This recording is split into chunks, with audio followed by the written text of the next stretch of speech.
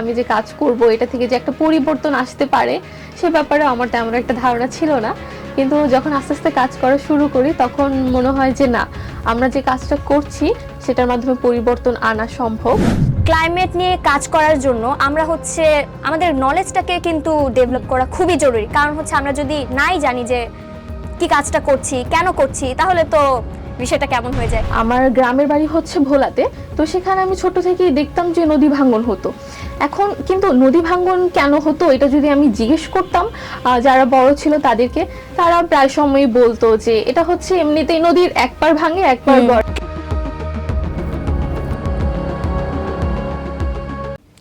তরুণরা এখন পরিবেশ রক্ষার যুদ্ধে এক সক্রিয় শক্তি হিসেবে কাজ করে যাচ্ছে। তারা শুধু ভাবনায় নয়, বরং বাস্তব পদক্ষেপও বিশ্বাসী। তারা কাজ করে যাচ্ছে মাঠ পর্যায়ে। শুধু তাই নয়, তারা আন্তর্জাতিক লেভেলেও নিজেদের চিন্তা ভাবনাকে তুলে ধরছে বিশ্বের দরবারে। আজ আমাদের সাথে রয়েছে দুজন এমনই তরুণ যারা দীর্ঘদিন কাজ করে আসছে জলবায়ুর ন্যায় বিচার আদায়ের লক্ষ্যে। স্বাগতম জানাচ্ছি সাদিয়া আক্তার আপু ও ইত্তেকাফ তিনার আপেল ভাইকে। আপনারা তো দীর্ঘদিন ধরেই জলবায়ু নিয়ে নানা ধরনের কাজ করে আসছেন মাঠ পর্যায় থেকে, তো আপনাদের কাছ থেকে আপনাদের পরিচয়টা আমি একটু ছোট করে শুনতে চাই। থ্যাংক ইউ আপু। আমার নাম সাদিয়া আক্তার। আমি পড়াশোনা করছি ইডেন মহিলা কলেজে, অনার্স থার্ড ইয়ারে, পলিটিক্যাল সায়েন্স ডিপার্টমেন্টে। এর পাশাপাশি আমি ভলেন্টারি কাজ করছি বেশ কিছু জায়গায়। সেখান থেকে আমি যে জায়গাতে বেশি অ্যাক্টিভলি কাজ করছি সেটার কথা যদি বলি, সেটা ব্রাইটার্সের সাথে আমার অ্যাক্টিভলি কাজ করা হচ্ছে বর্তমানে। সেখানে আমি আছি ডেপুটি কোঅর্ডিনেটর হিসেবে প্রোগ্রাম, ইভেন্ট অ্যান্ড ক্যাম্পেইনের। এর পাশাপাশি আমার ভিএসও বাংলাদেশের সাথেও কাজ করা হচ্ছে অ্যাক্টিভলি। খুবই চমৎকার আপু। আপেল ভাই। থ্যাংক ইউ আপু। আমি ইত্তেকাফ তিনার আপেল, কাজ করছি ব্রাইটার্সের সাথে একজন coordinator programme, event and management হিসেবে। পাশাপাশি আমি ভিএসওর ন্যাশনাল ইউথ ফোরামের ডিস্ট্রিক্ট প্রেসিডেন্ট এবং ডিভিশন প্রেসিডেন্ট হিসেবে দায়িত্বরত আছি। বিভিন্ন প্রায় 5 বছর ধরে ব্রাইটার্সের সাথে কাজ করে যাচ্ছি। Thank you. খুবই চমৎকার। আচ্ছা আপু আর ভাইয়া, আপনারা তো দীর্ঘদিন ধরেই মাঠ পর্যায়ে কাজ করে আসছেন। আপনাদের অনেক রকমের কাজ আমরা দেখতে পাচ্ছি। আপনারা আপনাদের ভয়েসটাকে রেজ করার চেষ্টা করছেন বিশ্ব দরবারের সামনে। আপনাদের যে কাজে আসার যে এই পর্যায়ে যে আসার যে অভিজ্ঞতা, আপনাদের তো হয়তো এই পর্যায়ে আসতে, এই জায়গাটাতে আসতে অনেক ধরনের চড়াই উতরাই, বাধা বিপত্তির সম্মুখীন হয়তো হতে হয়েছে। তো আপনাদের বিভিন্ন ধরনের মানুষের সাথে মিশতে হয়েছে, নানা ধরনের অভিজ্ঞতা হয়েছে। তো আপনাদের সেই অভিজ্ঞতা বা আসার যেই এখানে এই পর্যন্ত আসার যে পথ চলাটা, সেটা যদি একটু করে আমাদের সাথে শেয়ার করতেন আপনারা। আপু, আপনি বলুন।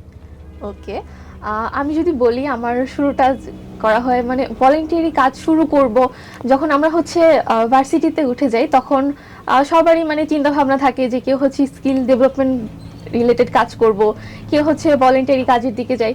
তো আমার মনে হয়েছে যে ভলেন্টিয়ারি কাজের সাথে আমি প্রথমে যুক্ত হই। তো আমার ক্যাম্পাস রিলেটেড যেই অর্গানাইজেশনগুলো ছিল সেখানে আমার প্রথমে কাজ করা শুরু হয়। তারপর আমি একটা প্রোগ্রামে অ্যাটেন্ড করি যেটা ব্রাইটার্সের ছিল। তারপর আমার মনে হয় যে না, এই অর্গানাইজেশনটার সাথে কাজ করা যায়, তাদের অ্যাক্টিভিটি, তারপর তাদের টিম মেম্বার এবং তাদের ব্যবহার সব কিছু আমার ভালো লেগেছিল। তো তারপর আমি যোগাযোগ করি যে কিভাবে তাদের সাথে কাজ করা যায়। তো এরপর যখন আমি ব্রাইটার্সের অফিসে যাই, ফর্চুনেটলি বলা যায় যে ব্রাইটার্সের অফিস আমার বাসার একদম কাছাকাছি ছিল। তো এই কারণেও বলা যায় যে ব্রাইটার্সে আমি বেশি অ্যাক্টিভলি কাজ করতে পারছি, যেহেতু আমার বাসা থেকে একদম কাছে। আমার যখন আমাদের কোনো মিটিং থাকে বা যে কোনো প্রোগ্রামের প্রয়োজনে আমি খুব সহজে যাওয়া আসা করতে পারি। জি। তো এখান থেকে ধরেন আমি ব্রাইটার্স আর কি আমার বেশি অ্যাক্টিভলি কাজ করা হয়। সুবিধা তো অবশ্যই আছে, আবার জলবায়ু নিয়ে কাজ করার ইচ্ছা ছিল, সেজন্য এই জায়গায় আজকে আসতে পেরেছি। তো একদম শুরুতে যদি বলি, তখন দেখলাম যে ব্রাইটার্স ক্লাইমেট ফোকাস কাজটা বেশি করছে। জি জি, ক্লাইমেট নিয়ে আমার তত বেশি একটা ধারণা ছিল না এই ব্যাপারে, তাও কাজ করা শুরু করি ভলেন্টারি কাজ হিসেবে। কিন্তু আস্তে আস্তে আমি দেখলাম যে না, ক্লাইমেট নিয়ে আসলে অনেক কিছু জানার আছে, অনেক এই সেক্টরে কাজ করার অনেক সুযোগ আছে। আর বিষয়টা আমি আস্তে আস্তে ভালোভাবে বুঝতে পারলাম। দেখা যায় যে আমি যদি আমার কথা বলি, আমার গ্রামের বাড়ি ভোলাতে, তো সেখানে আমি ছোট থেকেই দেখতাম যে নদী ভাঙ্গন হতো।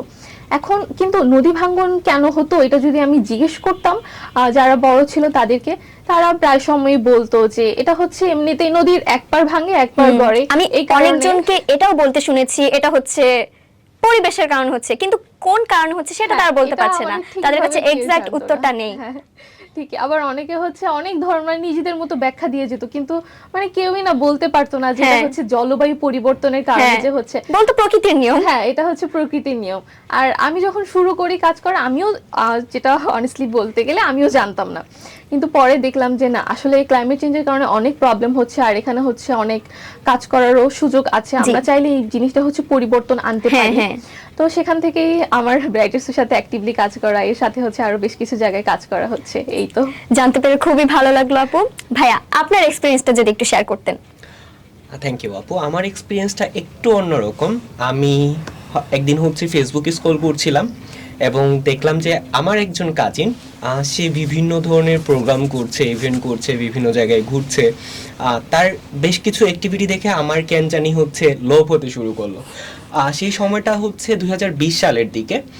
সেই সময়টাতে আমি খুব ডিপ্রেশনের মধ্য দিয়ে জীবনযাপন পার করছি। অ্যাডমিশনের সময়টা অ্যাকচুয়ালি আসলে যেটা হয়, সবাই একটা আইডেন্টি ক্রাইসিসে ভুগে। সো হ্যাঁ। সেই সময়টাতে আমিও আমার নিজের একটা আইডেন্টি ক্রাইসিস নিয়ে ভুগছিলাম। যখন আমি আমার কাজিনকে, ও অনেক ছোট ছিল, ও ক্লাস 8-এ ছিল তখন, তো ওর এরকম অ্যাক্টিভিটি দেখে আমার অনেক মানে সেই জায়গাটা নিয়ে হচ্ছে কাজ করার প্রেরণা জাগে। সো একদিন সেই জায়গাটাতে আমি অ্যাপ্লাই করার সুযোগ পাই। আমি আমার হোম ডিস্ট্রিক্ট দিনাজপুর, আমি সেখান থেকে শুরু করি। দিনাজপুরের যে টিমটা ছিল, সেই দিনাজপুরের টিমে আমি অ্যাপ্লাইয়ের মাধ্যমে জয়েন করি একজন সাধারণ ভলান্টিয়ার হিসেবে। আপনার জার্নিটা অনেকটাই আমার সাথে মিলে যাচ্ছে, মানে আসার আগ্রহটা। কেন আমরা আসলে মানুষ এমন যে আমাদেরকে যদি কাজের একটু মূল্যায়ন করা হয় বা একটু রেসপন্সিবিলিটি দেওয়া হয় বিশ্বাস করে, আমরা কিন্তু সেটাকে আগ্রহ নিয়ে অনেক দূর এগিয়ে নিয়ে যেতে চাই, আমাদের কাজ করার ইচ্ছাটাই বেড়ে যায়। তো এক্ষেত্রে আমাদের নলেজটা খুবই বড় একটা ফ্যাক্টর। তো আমি যদি একটু বলি যে আমরা তো বিভিন্ন ধরনের ট্রেনিং ফ্যাসিলিটেট করে থাকি, যারা হচ্ছে ফ্যাসিলিটেটর আছে তারা তো হচ্ছে বিভিন্ন ধরনের ট্রেনিং করে থাকে, আমাদেরকে বিভিন্ন ধরনের জিনিস শিখিয়ে থাকে, সেখান থেকে আমরা অনেক কিছু জানতে পারি। এবং হচ্ছে এমনকি এমন মানুষও পার্টিসিপেট করে যারা হচ্ছে আগে ক্লাইমেট নিয়ে কাজ করেনি, তাদেরকেও হচ্ছে এখানে ইনভাইট করা হয়, জিনিসটা খুবই ভালো। তো ক্লাইমেট নিয়ে যারা হচ্ছে বিভিন্ন ধরনের ট্রেনিং করেন, আপেল ভাই শুনেছি আপনিও বিভিন্ন ধরনের ট্রেনিং করিয়ে থাকেন, তো আপনার অভিজ্ঞতাটা কেমন? মানে আপনি তো ট্রেনিং করানোর আগে আপনারও কিছু জানতে হয়, পড়তে হয়, শিখতে হয়। কেউই তো সবকিছু পুরোপুরি জানে এমনটাও না বিষয়, আমরা মানুষ প্রতিনিয়তই শিখে যাচ্ছি। তো আপনার সেক্ষেত্রে কি মনে হয় যে আপনি নতুন কি শিখেছেন আর কি ধরনের অভিজ্ঞতা আপনার হয়েছে এক্ষেত্রে? আপু, এটারও দারুণ একটা অভিজ্ঞতা আছে আমার। আমি সাধারণত নর্মালি যখন 2021 সালে বা 20 সালের দিকে শুরু করি, তখন হিউজ পরিমাণ নলেজের গ্যাপ ছিল আমার, এবং আমি সেটা শিখেছি ট্রেনিংগুলোর মাধ্যমেই। আমি আগে হচ্ছে ট্রেনিং করতাম, এখন ট্রেনিং করানোরও একটা জায়গায় চলে এসেছি। সো এটা হয়েছে বিভিন্ন মাধ্যমেই, বিভিন্ন টিওটি করেছি, বিভিন্ন ট্রেনিংয়ের পার্টিসিপেট করে বিষয়গুলো সম্পর্কে জেনেছি। এখন ট্রেনিং করানোর যে এক্সপিরিয়েন্সটার কথা যদি বলতে যাই, আমার খুব ভালো একজন পছন্দের ট্রেনার আছে, আমি সব সময় ওনাকে ফলো করি। নাম বলবো না, আমার হ্যাঁ, আমার ভালো লাগে। আমি ওনার কাছ থেকেই শিখেছি আসলে ট্রেনিং করতে হলে আপনার কি কি জানা দরকার, বা আপনি কিভাবে কথা বলবেন, আপনার গেস্টার পোস্টার কেমন হওয়া উচিত, আপনার থেকে কিভাবে অন্যরা জানতে পারবে, এক্স্যাক্টলি আপনার কথা বলার স্টাইল কেমন হওয়া উচিত, এই সমস্ত বিষয়গুলো আমি তাকে ফলো করি এবং তার থেকে কপি করার চেষ্টা করি। একটা সেশন যখন আপনি ফেসিলিটেট করতে যাচ্ছেন, তখন অডিয়েন্সের বা পার্টিসিপেন্টদের অ্যাট্রাকশনটা আপনি কিভাবে আপনার দিকে ধরে রাখবেন, তাদেরকে আসলে কোন পদ্ধতিতে শেখানো যাবে। যেমন হচ্ছে আপনি কোনো কিছু একটা শেখাবেন, সেই শেখানোর পদ্ধতিটা কীরকম হতে পারে, সেটা যদি অভিজ্ঞতার মাধ্যমে হয় সেটা তো আরও ভালো হয়। সো এই জায়গাগুলোতে বিভিন্ন রকম এক্সপিরিয়েন্স নিয়ে এখন পর্যন্ত কাজ করেছি। প্রায় 200 জনের বেশি ইউথদের ট্রেনিং দিয়েছি, বা হচ্ছে তাদের খুবই চমৎকার, নিয়ে কাজ করে। তাহলে তো আপনার অনেক বড় ধরনের অভিজ্ঞতা আছে এক্ষেত্রে। হ্যাঁ, সেটা শিখেছি আমি। অবশ্য হচ্ছে আমিও টিওটি করতাম, টিওটি করেছি, তারপর বড় ভাইয়া আপুদের থেকে শিখেছি। তারা আসলে ট্রেনিং যখন নিচ্ছে, তখন ট্রেনিংয়ের সময় তারা কিভাবে কথা বলে, কোন জিনিসটা নিয়ে কথা বলে। যখন আপনি একটা ট্রেনিং করাতে যাবেন বা হচ্ছে একটা সেশন ফেসিলিটেট করতে যাবেন, সেই সেশনটা যখন করতে যাচ্ছেন, শুধু পার্টিসিপেন্টরা হয়তো বা ওপাশ থেকে মনে করে যে এই মানুষটা অনেক বেশি আগে থেকেই জানে, এই জন্য হচ্ছে ট্রেনিংটা করাতে আসছে, এমনটা না। যখন একজন ফেসিলিটেটর ট্রেনিংটা করাতে আসে, তখন কিন্তু তার আগের দিন রাতে, আমি যতটুকু মানে ধারণা এখন পর্যন্ত রাখি, সে যদি খুব বেশি প্রো না হয়ে থাকে, সেও কিন্তু আগের দিন রাতে সেটা প্র্যাকটিস করে। অবশ্যই তারও অনেক কিছু দেখতে হয়, পড়তে হয়, জানতে হয়। স্লাইড তৈরি করতে হয়, এই যে প্রেজেন্টেশন তৈরি করতে হয়, এই যে মাধ্যমগুলো আছে, এই মাধ্যমগুলো আমিও শিখেছি। সো আমার মনে হয় যে একজন ট্রেনারের বা একজন ফ্যাসিলিটেটরের জার্নিটা এরকম হওয়া উচিত, যিনি হচ্ছে অডিয়েন্স অথবা পার্টিসিপেন্ট তাদের হচ্ছে মানে সবার সাথে যাতে ইন্টারেকশনটা ঠিক থাকে, ইন্টারেকশন কিভাবে বজায় রাখবে, তাদের অ্যাট্রাকশন কিভাবে রাখবে তার প্রতি, এই বিষয়গুলো আগে থেকে একটু কাজ করা উচিত। কথা বলার স্টাইল কেমন হওয়া উচিত, পোস্টার কেমন হওয়া উচিত, এই বিষয়গুলো যদি জেনে আসে তাহলে একজন মানে ফ্যাসিলিটেটর হিসেবে তিনি সাকসেস হতে পারবেন। আসলে ট্রেনিংটাও আমার দিক থেকেও সেই ধারণাটাই আমি হচ্ছে রাখি এবং সেভাবেই নিজেকে নিয়ে কাজ করে যাচ্ছি। খুবই চমৎকার অভিজ্ঞতা আপেল ভাই, অনেক নতুন কিছু জানতে পারছি। আমিও যখন কোনো ট্রেনিং সেশনে যাই, আমারও স্বপ্ন যে আমিও একদিন ট্রেনার হিসেবে ট্রেনিং নিব, আমিও একদিন মানুষকে শিখাবো। আজ যাচ্ছে আমি পার্টিসিপেন্ট হিসেবে, হয়তো আরেকদিন আমি শিখাবো। তো আমি হচ্ছে ওনাদের প্রায় সময় ফলো করার চেষ্টা করে, আমি দেখি ওনারা কিভাবে কথা বলছেন, কি কি বিষয় তুলে আনছেন, কি পয়েন্টগুলো তারা হচ্ছে মেইনলি ফোকাস করছেন। তো আমি এইসব ফলো করার চেষ্টা করি, নোট তুলে রাখি যাতে আমি হচ্ছে বাসায় প্র্যাকটিস করতে পারি, কারণ যেহেতু আমার স্বপ্ন আমিও একদিন করব। তো কিন্তু কাজ করার ক্ষেত্রে অ্যাজ এ গার্ল আর ওমেন আমরা হচ্ছে অনেক ধরনের বাধা বিপক্ষের সম্মুখীন হয়ে থাকি, কেননা এখনো শুধু বাংলাদেশ বলবো না, আমি বিশ্বেও কিন্তু অনেক জায়গায় হচ্ছে নারী ও পুরুষকে এখনো কিন্তু সমান চোখে দেখা হয় না। আমি যদি ভুল না হয়ে থাকি, দেখা হয় না। আমরা তো বাংলাদেশে এই জিনিসটা খুব বড়ভাবেই লক্ষ্য করছি, সবাই সমান অধিকারের পিছনে ছুটছে, কিন্তু আদৌ কি সেটা আদায় করা হচ্ছে? আমার জানা মতে এখন আমরা হচ্ছি, এই বৈষম্যের শিকার হচ্ছি। তো সাদিয়া আপুর থেকে জানতে চাই যে কাজ করার ক্ষেত্রে একজন নারী হিসেবে আপনি কি কোনো বাধা বিপত্তির সম্মুখীন হয়েছেন কিনা, যদি একটু শেয়ার করতেন। আচ্ছা, আমি যদি আমার জার্নিটা বলি ফ্যাসিলিটেটর হিসেবে, প্রথম দিকে হচ্ছে আমি তো নিজে ট্রেনিং আমি হচ্ছে জয়েন করতাম পার্টিসিপেন্ট হিসেবে, কিন্তু আমার হচ্ছে মানে সবসময় ইচ্ছা ছিল যে আমিও হচ্ছে কোনো এক সময় ফ্যাসিলিটেটর হিসেবে থাকবো, আমিও হচ্ছে ট্রেনিং দিব কাউকে পার্টিসিপেন্টদের। তো এটা আপনি এখন অনেক ভালো পারেন এবং আপনি অনেক ভালো ফ্যাসিলিটেটর। বাহ, থ্যাংক ইউ। আমি হচ্ছে অনলাইনে প্রথম হচ্ছে ট্রেনিং সেশনগুলো হচ্ছে আমি ফ্যাসিলিটেট করি। একজন ট্রেনার যখন আরেকজন ট্রেনারের প্রশংসা করেন, খুবই চমৎকার। ওকে, তো আমি হচ্ছে প্রথম যে অফলাইনে আমি ফ্যাসিলিটেটর হিসেবে ছিলাম, সেটা হচ্ছে বরিশালের ওয়ার্কশপে, যেটার কথা আমি হচ্ছে মেনশন একটু আগে হ্যাঁ বলেছেন, climate change and human rights নিয়ে যেটা ছিল। তো আমি হচ্ছে জানতাম না, যখন আমি হচ্ছে যাচ্ছি বাসে করে, তখন আমি আপু আমার সাথে ছিল, আপু আমাকে বলছে এরকম, আপা এরকম ফ্যাসিলিটেট করতে পারবেন না একটা সেশন।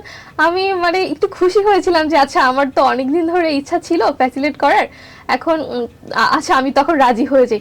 কিন্তু সমস্যা হলো আমি তো মানে জানতাম না, বা আমার হচ্ছে ওরকম প্রিপারেশন নেওয়ারও সুযোগ হয়নি। তো আপু হচ্ছে আমার সাথে স্লাইডগুলো শেয়ার করে, তখন হচ্ছে আমি একটু দেখি, তারপর হচ্ছে ওটা আমার প্রথম সেশন ছিল বরিশালে, যেটা হচ্ছে আমি ফ্যাসিলিটেট করি। আমি আমার দিক থেকে আর কি চেষ্টা করেছিলাম যে সবাই যাতে একটু অ্যাক্টিভ থাকে, এরকম ভাবে যাতে না হয় যে আমি বলেই যাচ্ছি আমার মতো আর তারা হচ্ছে ঘুমাচ্ছে, তারা রিসিভ করতে পারছে না আপনি যা বলছেন। এমন হলে তো মানে যেটা হচ্ছে ক্লাসে আমাদের ক্লাসে হয়ে থাকে এমন। হ্যাঁ, তো এরপর হচ্ছে আস্তে আস্তে আমার হচ্ছে জার্নিটা শুরু হয়। এরপর আমার ঢাকাতে হচ্ছে গ্রিন লিডারশিপ ট্রেনিং ফ্যাসিলিটেট করা হয়। আর আপনি যেটা জিজ্ঞেস করলেন যে নারী হিসেবে আমার কোনো সমস্যার সম্মুখীন হতে হয় কিনা, আমার মনে হয় যে আমার ফ্যামিলির দিক থেকে আমি ভালো একটা সাপোর্ট পাই। মানে আমি মেয়ে এই কারণে, এই জিনিসটা সবার আগে বেশি দরকার, যে ফ্যামিলির সাপোর্টটা যে কোনো কাজের ক্ষেত্রে। ভিএসও হচ্ছে বিশ্বাস করে যে তরুণরা হচ্ছে আগামী পৃথিবীর ভবিষ্যৎ, কারণ এই তরুণরাই একদিন পৃথিবীকে নিজের নেতৃত্বে নিয়ে আসবে, তারাই হচ্ছে নেতৃত্ব দিবে। এখন হচ্ছে গ্লোবাল লিডার আছে, কিন্তু আজ যারা তরুণ তারা একদিন আস্তে আস্তে ভবিষ্যতে ওই পর্যায়ে পৌঁছাবে, তারা হচ্ছে পলিসি মেকিং এ অংশ নিবে, তারা হচ্ছে নীতি নির্ধারণ করবে। তো এই জন্য ভিএসও কিন্তু কাজ করে যাচ্ছে, একদম রুট লেভেল থেকে শুরু করে নারীদের নিয়ে, পুরুষদের নিয়ে, বিভিন্ন বয়সের মানুষদের নিয়ে বিভিন্ন ধরনের কাজ করে যাচ্ছে, সহায়তা দিচ্ছে, ট্রেনিং ফ্যাসিলিটেট করছে। তো এই জিনিসটা নিয়ে যদি একটু জানতে চাই, আপনারাও তো ভিএসওর সাথে বিভিন্ন ধরনের ট্রেনিং করেছেন, ভিএসওর সাথে যুক্ত আছেন যেটা বললেন, তো আপনাদের অভিজ্ঞতাটা এক্ষেত্রে কিরকম, বা কোনো ধরনের সমস্যার সম্মুখীন হয়েছেন কিনা, বা এমন কোনো ঘটনা যেটাকে আপনাদের মনে এখনো ধারণ করে আছে যে এই জিনিসটা আমার এখনো মনে আছে, এই জিনিসটা যদি একটু জানতে চাই। ওকে, আমি যদি ভিএসওর যাত্রাটা শেয়ার করি তাহলে সেটা শুরু হয় 2023 সালের দিকে। ব্রাইটার্স এবং হচ্ছে ভিএসও একটা পার্টনারশিপ প্রজেক্টে কাজ শুরু করে। আমি যেহেতু আগে থেকেই ব্রাইটার্সের সাথে পরিচিত ছিলাম, ব্রাইটার্সের সাথে কানেক্টেড ছিলাম বা কাজ করে যাচ্ছিলাম, সেই থ্রুতে সেই যে প্রজেক্টটা ছিল সেই প্রজেক্টের প্রজেক্ট ম্যানেজার ছিলাম বা হচ্ছে প্রজেক্ট বাহ! লিড করছিলাম আমি। সো সেই থ্রুতে ভিএসওর সাথে আমার হচ্ছে কানেক্টিভিটিটা শুরু হয়।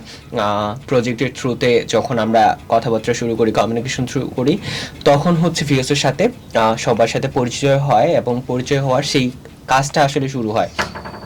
যখন প্রজেক্টটা শেষ হয়ে যায়, পরবর্তীতে কথাবার্তার মাধ্যমে এবং তারা হচ্ছে আমাদেরকে একটা সুযোগ দেয়। আমরা যেহেতু ইউথ, আমরা যেহেতু কাজ করছি, তারা বলে যে এরকম আমাদের একটা প্ল্যাটফর্ম আছে, তোমরা যদি যুক্ত হতে চাও তাহলে তোমরা যুক্ত হতে পারো।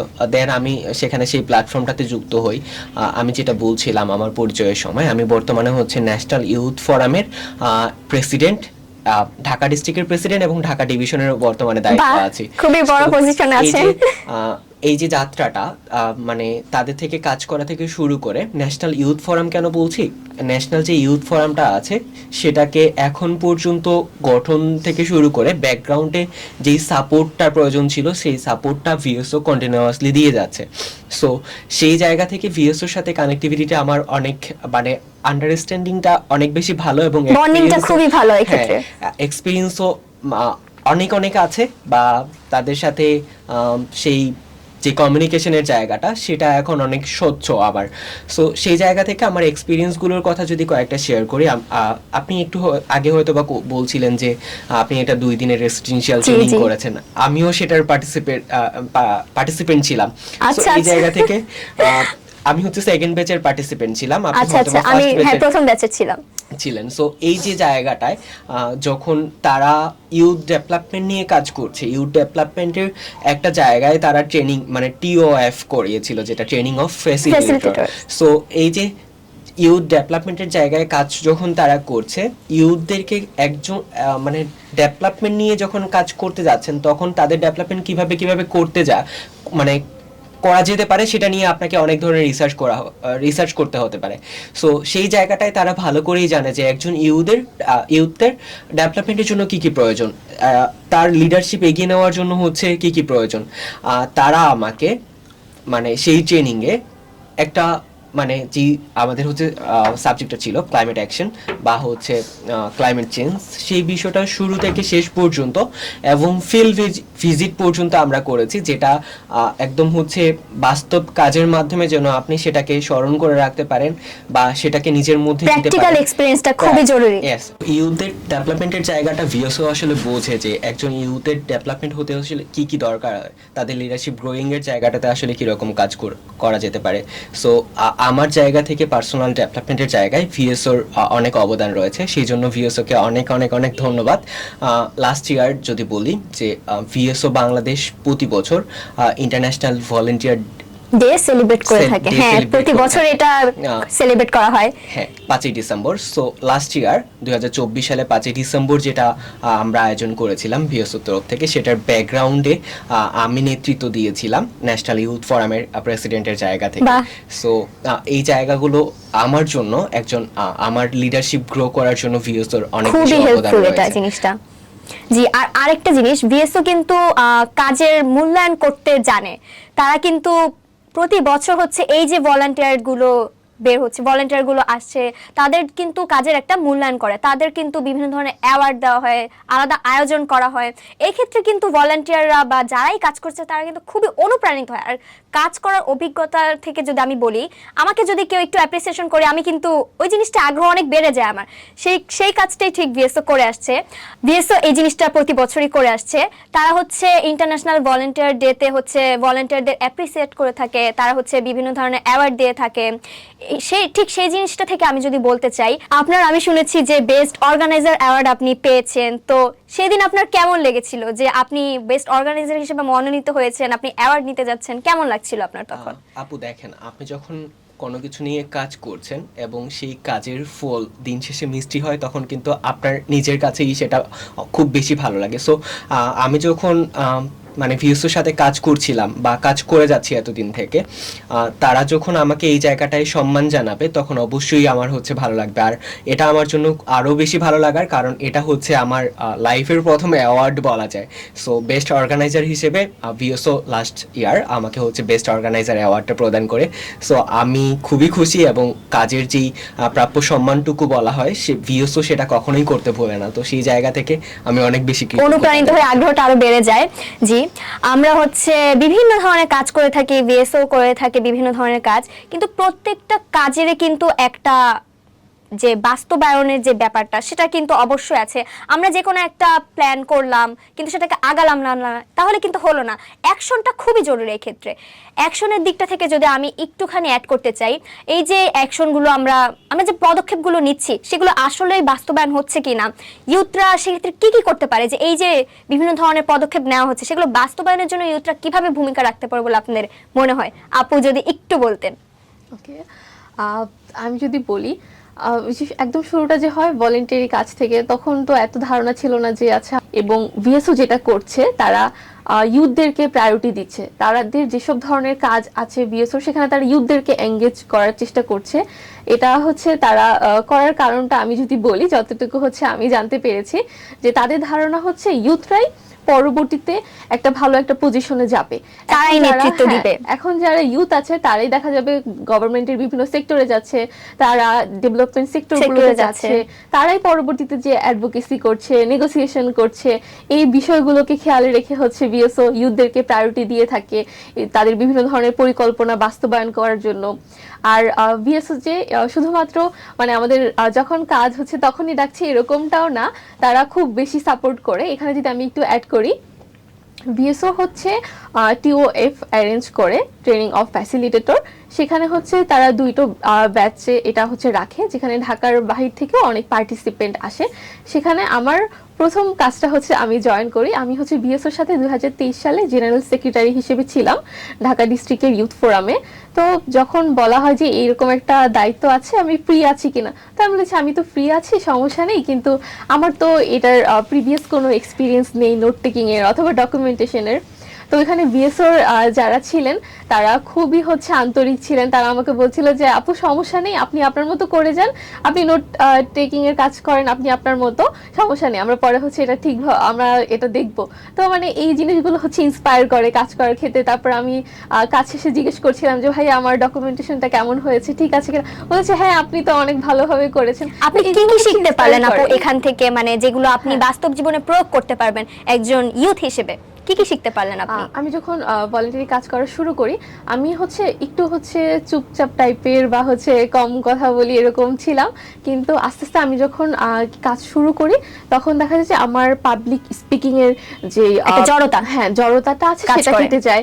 তারপর হচ্ছে আমি আস্তে আস্তে লিডারশিপ দেওয়ার মতো পর্যায়গুলোতে যাচ্ছি, বা হচ্ছে আমি বিভিন্ন জায়গায় ট্রেনিং ফ্যাসিলিটেট করছি।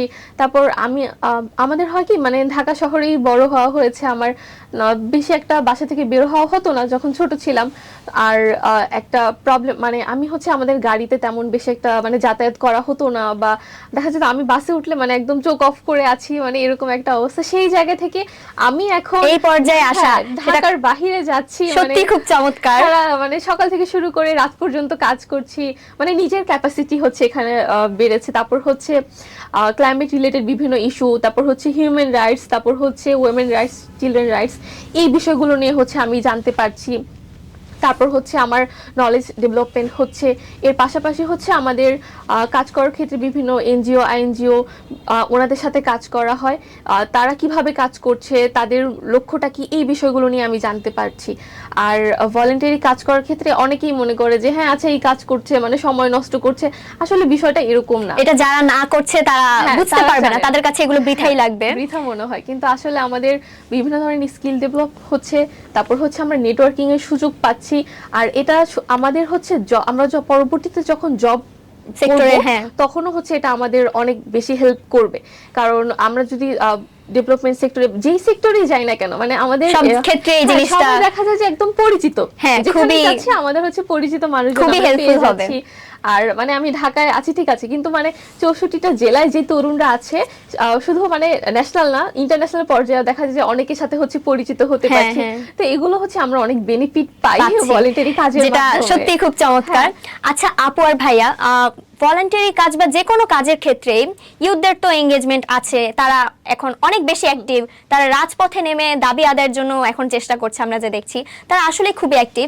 কিন্তু তাদের হচ্ছে সেই মানে যে একটা পুশ করার যে একটা বিষয়টা সেটা অবশ্যই থাকে, তারা বিভিন্ন ধরনের সাপোর্ট পেয়ে থাকে, কিন্তু অনেকে না বুঝতে পারে না যে আমার আসলে কি কি করা উচিত অ্যাজ এ ইউথ, আমি কি করতে পারি, আমি কিভাবে হচ্ছে এই জিনিসটাতে আগাতে পারি, বা আমি যে ক্লাইমেট নিয়ে কাজ করতে চাচ্ছি বা উইমেন নিয়ে কাজ করতে চাচ্ছি আমি কিভাবে করব, আমার আমার এই ক্ষেত্রে কি কি করা আছে, এই জ্ঞানের অভাবে কিন্তু তারা অনেক সময় জিনিসটা বুঝতে পারে না।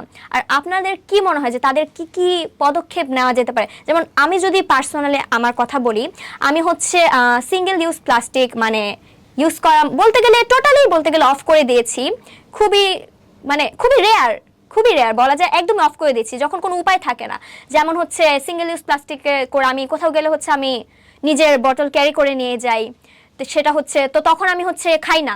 যখন এই প্লাস্টিকগুলো দেখি আমি এগুলো অ্যাভয়েড করার চেষ্টা করি, এবং আমার ফ্যামিলি মেম্বার যা ফ্রেন্ডস যারা আছে তাদেরকে আমি প্রায় বলে থাকি যে তোরা অ্যাভয়েড কর, তোমরা এরকম করো, তাহলেই তো আমরা যদি পরিবর্তন না আনি তাহলে কিভাবে আসবে।